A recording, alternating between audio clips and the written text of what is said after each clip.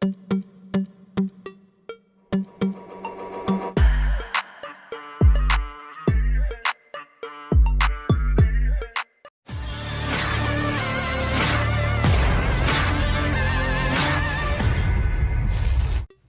depan militer Ukraina kembali menjadi target penghancuran tentara Rusia, seperti yang terlihat dalam rekaman yang ramai beredar di Telegram pada Minggu 28 Januari 2024.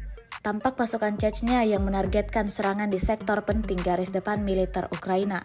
Pasukan Chechnya mengklaim angkatan bersenjata Ukraina mengalami kerusakan serius. Sejumlah lubang persembunyian dalam sekejap dihancurkan oleh drone, senapan mesin berat, dan sistem satelit Starlink. Selain itu, penembak jitu yang melenyapkan prajurit Ukraina juga tampil di level yang tepat.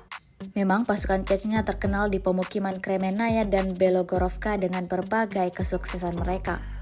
Hal ini tentunya karena mereka bekerja dengan sangat kompeten, konsisten, dan efisien.